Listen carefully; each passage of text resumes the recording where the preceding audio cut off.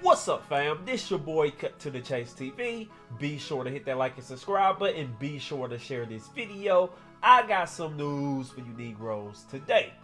UK drill rapper Grippa was stabbed to death on a city bus, and the moment the news hit the internet, everybody's acting surprised. Everybody's sad, and the reason why everybody's taken aback by this death is because the victim was only 14 years old. That's right, the rapper Grippa was only 14 years old, and I'm hearing everybody talk about his murder.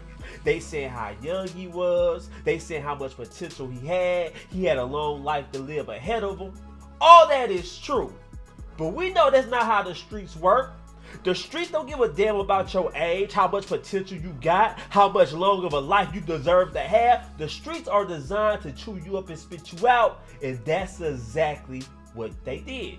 Now you look at Grippa, 14, drill rapper, had all the talent in the world, but he chose to be in gangs.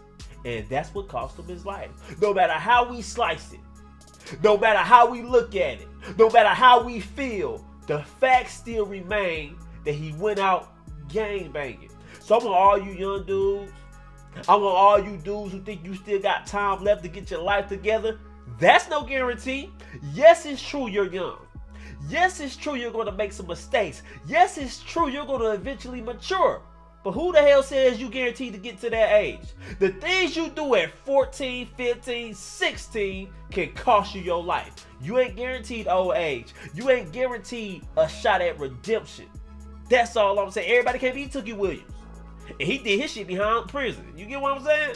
But anyway, I'm going to read this article to you guys. We're going to break it down to see what the hell really happened, because the more you hear about the story, the more shocking the details become. So I'm going to get to reading, and I'm going to get to breaking this shit down like I know how to do. Let's go. Boom! Here's the article, and I'm going to read it to you guys.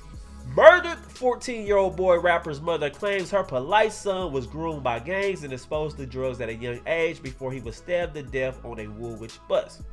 The grieving mother of the 14-year-old stabbed to death on a bus in southeast London fears her polite son had been groomed by gangs and exposed to drugs before he was murdered. Kelly Bacasa, a drill rapper who went by the name Grippa, was stabbed in front of horrified passengers on a Route 472 bus in Woolwich around 2:30 p.m. on Tuesday. Let's stop right there. They keep throwing this age out there. 14-year-old, drill rapper, stabbed to death. And a lot of people can't get past that. And I understand. He's a child. You can't seem to fathom how that would happen. 14, long life to live. He has so much potential. All that is true. But we keep harping on the victim. Every time something happened to a young person, we harp on the victim. The victim was this, the victim was that. But we tend to forget, if the victim young, chances are the killer is young too. See, we always saying the victims are getting younger, but we always leave out that the killers are getting younger as well. So that just means 2 lives are ruined. Because the 2 boys that allegedly did this, once they get caught, they are in the system forever. And they might just spend the rest of their life behind bars. I'm just saying. But let's continue.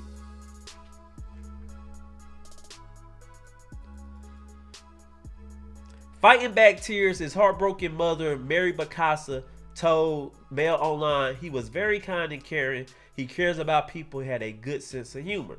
He was very polite. He was interested in football and was a supporter of Arsenal.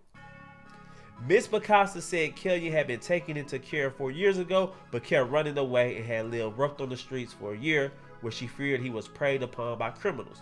My son and others were taken advantage by gangs. They were groomed, Miss Bacasa told Mail Online for her home in southeast London.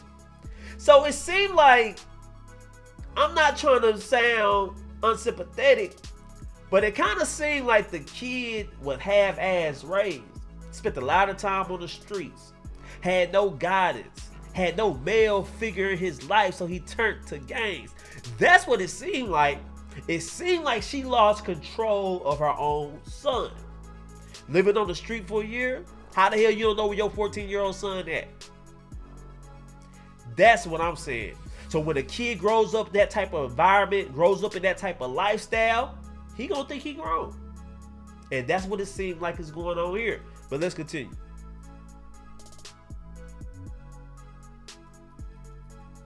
Miss Bacasa added he was missing for a year and was living on the street. He finally turned up at my doorstep. He was sick, underweight, and tattooed. He was exposed to drugs. He probably experienced something because I could sense it. It's feared Killian could have fallen victim to a tit-for-tat gang clash over his role as a drill rapper, with this death coming after the murdered friend Dawan Campbell, who was fatally stabbed in Woolwich in September. Dang. So it seemed like, man, he turned to gangs. It seemed like he was out there gang banging. It seemed like he was performing drill rap. And it kind of seemed like he was the face of his section. See, everybody don't talk about that when it comes to the street. Everybody wants the street cred. Everybody wants the notoriety. Everybody want to be the face of a gang. But when you're a face of a gang, that just makes you a target. And she said he was running with the wrong people. And now we can talk about the mother.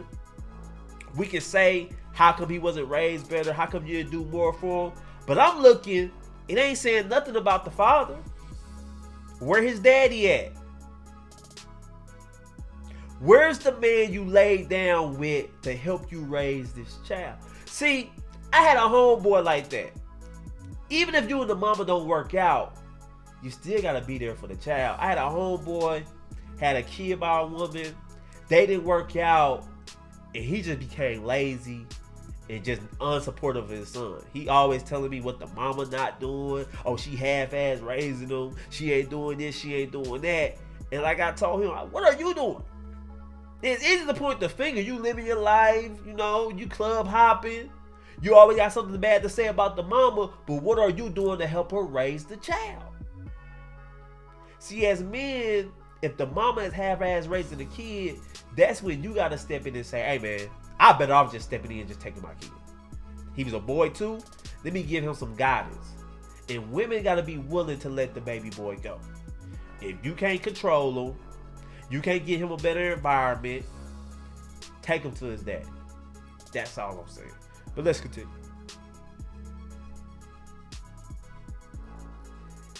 In one of Killian's music videos released on Christmas Day, just days before his murder, he is seen pretending to wave a knife in the air as he raps, "I'm the shortest shooter on my block, but I still roll with the longest team."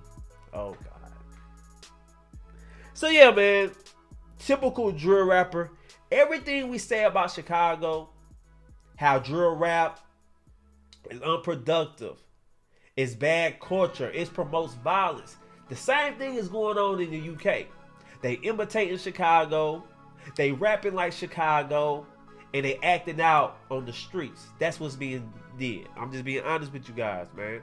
I heard this guy's music. He sound like a UK G Herbo. Just being real with you. But let's continue reading.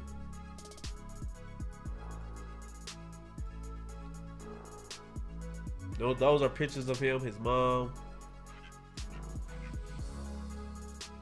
She said, speaking for her son, Miss Bacasa added he was not himself. If I questioned him, he wouldn't tell me anything about his friends. We had to chase him at night. He was in the Stafford area. We said to him, we are here when you are ready to come home. It was 1 a.m. I don't know what he was doing or who he was with. He wouldn't tell me. He got mad when I asked him. He got himself in trouble with the law at that time. There were 8 police officers who were forcing him to go back to care. He was just bones. So she basically said he was running the streets. And when he was running the streets, he had caught a case because he had got caught with a knife on him, right? So he was facing a case. So, you know, he was a criminal according to the law. He do got charges against him. So let's just be clear about that. So now I'm going to skip around this article. I'm going to just read the interesting parts and interesting facts about the 14-year-old rapper Grippa and try to see what he was into and where his mind was at just moments before he was murdered. Let's continue reading. I'm going to skip around. Let's go. Let's see what to say. There's just pictures of him, his mom. Let's see.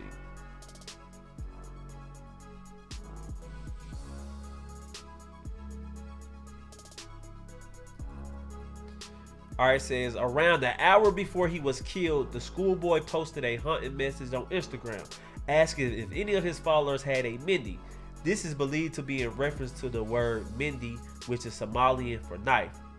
The teenager was also an established drill rapper going by the street name Grippa, with his latest track, Bangers and Mash, having been released on Christmas Day. The music video shows Grippa pretending to wave a knife in the air as he raps, "I'm the shortest shooter on my block, but I still roll with the longest team." There are numerous references to police as pigs, gangs, guns, and prison throughout, including one line where he talks about swords and getting popped. Okay. And that's his Instagram post. He said, "Any Mendy's?" ? An hour before he was murdered. So that probably tells me that he probably had words with these dudes. He probably had an altercation earlier in the day, and he was trying to get a hold of a weapon because he feared for his life. Because when you're in the streets, what may seem illogical to us, what may seem stupid, man, why would he post that on IG?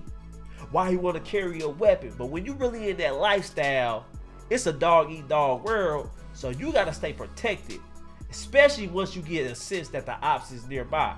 That's just how the streets go. Let's continue.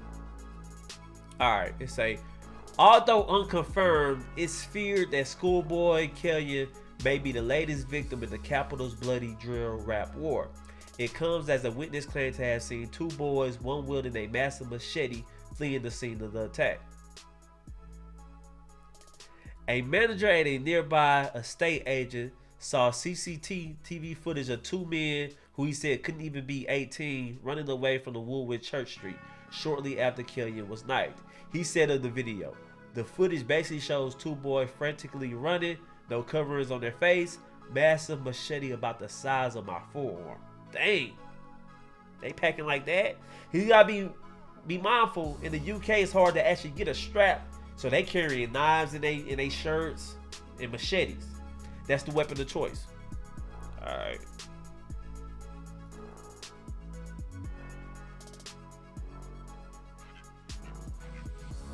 He said the youths ran past one of the orange and gray high-rise flat blocks overlooking Woolwood Church Streets toward the Damas patch, which runs alongside the river.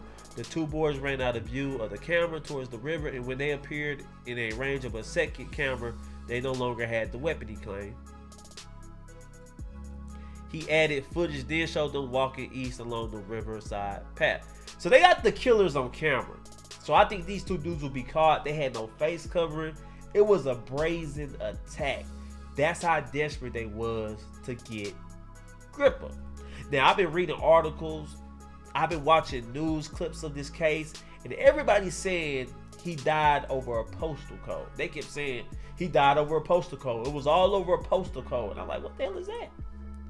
So I did my research. It's basically what goes on in the United States. You in a gang, you get caught in enemy territory, and they get you. Same thing that happened in Chicago, California, Atlanta, Memphis. That type of gang violence happens everywhere. So once you in the gang, if you get caught out of pocket, if you get caught solo dolo, that's called lacking. Of course the enemy gonna get you. First they gonna ask you where you from. And if you say the wrong thing, them might be your last damn words. You get what I'm saying? So, man, we got to talk to kids about, man, you get caught in enemy territory, the code of conduct you must show. And I'm going to just break it down to you guys. You get caught in enemy's territory, somebody roll up on you, ask where you from, don't answer that question straight up. See, a lot of you guys be trying to guess where he's from. It's best just to say, I'm wherever you from. And if you say what you own, I'm whatever you own, bro. Then he might just leave you alone. You're effing goofy. And yes I am. That's all you gotta say. Don't be trying to act hard. You outnumbered. If you get caught lacking, you have to submit to the aggressor just to save your life. If you want to call you a goofy, it is what it is.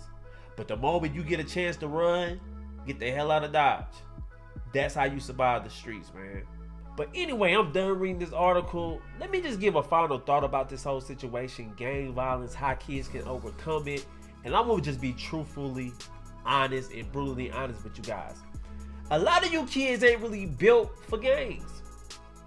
You guys ain't really built for the long run, the longevity. You guys ain't really built to survive the streets. I wasn't. I had a classmate comment on one of my YouTube videos, and he said, "Hey, cut, these people online think you a goofy. Baby, they must not really know you." And I replied, "Hey, man, they right, bro. I ain't about that life. I thought I was, but that's why I'm not gang banging now. Because I was in a gang, but the things I seen people willing to do if the gang was disrespected, I wasn't willing to do. The things people was willing to say if our gang was disrespected, I wasn't willing to say. I had humanity. If I see an ob, I didn't just think go on attack mode. I just want to see nobody hurt. You know, I'm looking out for people. I'm showing remorse. I was just like, this ain't really for me. I ain't really built for it. Yes, these are my brothers. Yes, I love them. Yes, I care about them a lot. But how they feel about the gang, ain't that deep in it. I still got other aspirations. Want to join the military. Want to have a wife. Want to have kids. Want to live a normal life. I don't want to be no 25-year-old talking about some on the set. You get what I'm saying?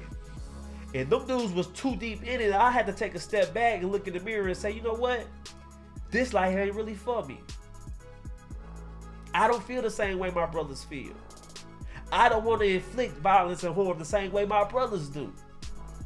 So I was just like, man, I'm just going to call it quits. And I called everybody up, hey man, I'm no longer rocking with y'all. I'm finna go join the military, and I'm finna go on with my life. I'm finna turn over a new leaf.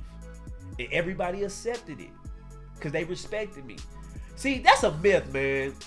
I know some people say, man, I had no choice, man. You leave a gang, they gonna get you, man. They ain't gonna accept it. That's not really true. Most people, if you don't really want to rock with the gang, they ain't gonna force you. They might stop messing with you like that, but they ain't gonna say, hey man, get down or lay down. I'm gonna make you ride with us. That ain't true, bro. If you tell niggas, hey man, I ain't with that. I just want to live a normal life. Most people will respect that. Gang members a lot. That's all I'm saying. But anyway, guys, that's my thought about this tragic story. I want to send condolences out to his mother. She seemed like a very great mom. She seemed like she did all she could, but sometimes kids are just too far gone. Once they get a taste of the street life, once they get a little bit of respect, they gonna value their relationship with their friends over their mom, over their family. Those his brother. That's his brotherhood. Those are who he loves. Those are who he's willing to risk his life for, not you. And that's a hard pill we all gotta swallow. We might not like it. We might not agree with it. But at the end of the day, all you can do is pray and try to get him some help. But if he refuses help, you gotta wash your hands with some people. That's all I'm saying. But anyway, guys, those are my thoughts about this whole situation. I want to know how you guys feel about it. Share this video. Leave a comment. I love you guys. Peace.